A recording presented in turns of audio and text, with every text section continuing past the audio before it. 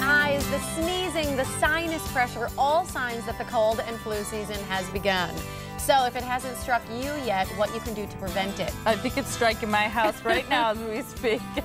And what is the best course of action to remedy it? Do home remedies work? We're going to talk about that. Here with the answers is Dr. Madan Kandula from the Advanced Ear, Nose, and Throat Specialist, also known as Advent.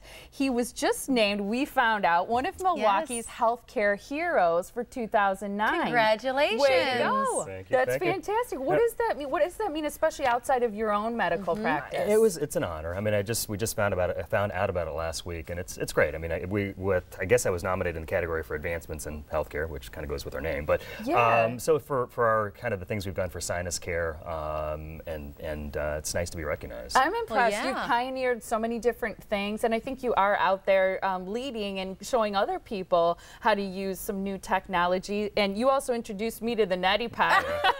And I'm a firm believer now. We'll get to that in a second. Nasty. You just explained that. We'll have to tell them. You'll be a convert sometime. Yeah, you'll be a convert too. But everybody does want to know, how do you prevent illness? Can it be done? Yeah. It can be done. I mean, you know, you can't prevent anything and everything, but if you think about it, where it's getting in, if it's really pretty simple. You know, you got your eyes, your nose, your mouth. This little area right here, you keep that area protected.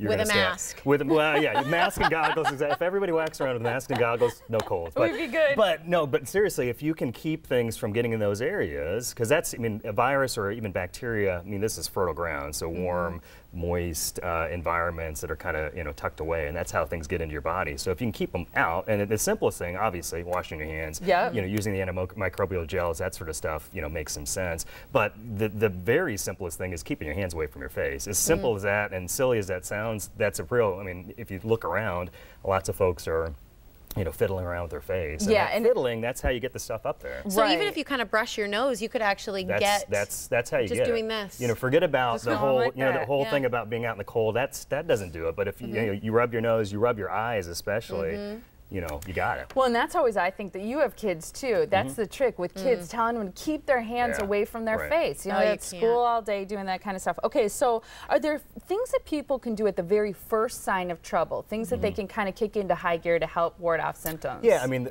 again, the simple things do make some sense. So getting plenty of rest, drinking plenty of fluids, you know, keeping your nutrition up. So doing those simple things, that's the start for anything.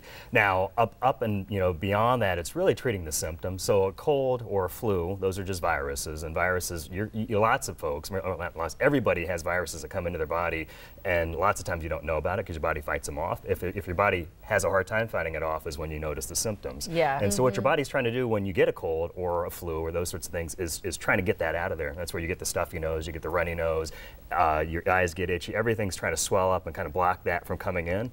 And you know, the problem is it's too late. I mean, it's already in there, it's already doing what it's going to do, and you know, the problem is if you just kind of let it run its course, it's going to run its course, but you're going to be miserable through that course. So once you're sick, do over-the-counter medicines work? Is that the best way to fight it off? Yeah, they work. I mean, the thing is, it's kind of knowing the right fit for what's going on. And so, you know, we put a bunch of things up here, and really it's based on symptoms. Sudafed's a great medicine. If you're feeling that runny nose, stuffy nose, that's a good go-to medicine that helps. Now, what you want to do is get the stuff behind the counter, not the over-the-counter stuff. The over-the-counter stuff is sort of the fake stuff nowadays with the whole, you know, there's other things you can make out of the good Sudafed, but the good Sudafed does work, makes a difference. You can still get it. You don't need a prescription to get it. You do have to sign your name to get it, but that really helps to kind of help to open things up. The other things up there, the neti pot, which we were talking about before, that really can help the cause. So you got the mucus in there that's plugging you up, you're stuffy. All that the neti pot is, it's just a saline rinse. So you're rinsing your nose out with salt water and getting that stuff out of there. It's a little weird. It's weird. But when you first do it, it is. Do the demonstration.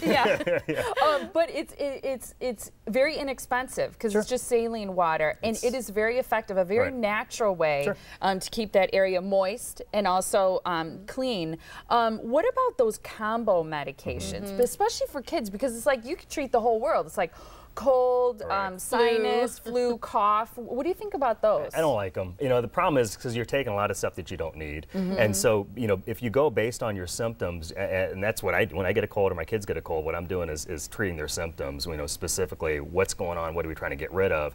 You go to the medicine shelf, and, you know, Sudafed's great, Claritin's great for kind of keeping things low-key. Mucinex is wonderful, which is just what Mucinex is a medicine that thins out the mucus. So if we can thin it out, keep it moving, keep you breathing, breathe in is a good thing, both nose-wise and even lung-wise. And if you get repeated sinus infections, things like that, what is something that you can do to help prevent that? Well, the neti pot's helpful in certain instances. In those situations, lots of folks who have trouble on the sinus front, they get into trouble if they get a cold, and in those situations it's a lot of times getting into folks like me and identifying the underlying issue that's leading them from the cold into the sinus infection. And a lot of times if we can get rid of that sort of progression is the key.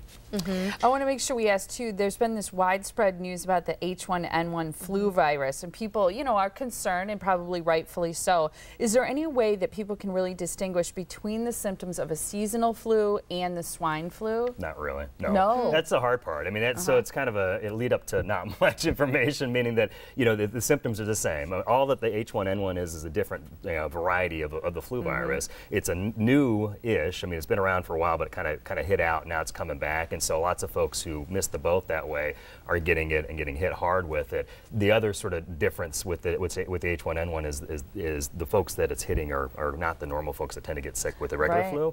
So, you know, it seems like people are being vigilant, and that's the best thing to do. Getting your flu shots, getting the H1N1 shot, those things are good to do. Keeping, you know, like I said, the simple stuff, keeping the stuff away from your nose and your mouth, those things are simple. But once you get it, it's impossible to tell. There are tests that can check. If you're in a high-risk group, that absolutely makes some sense.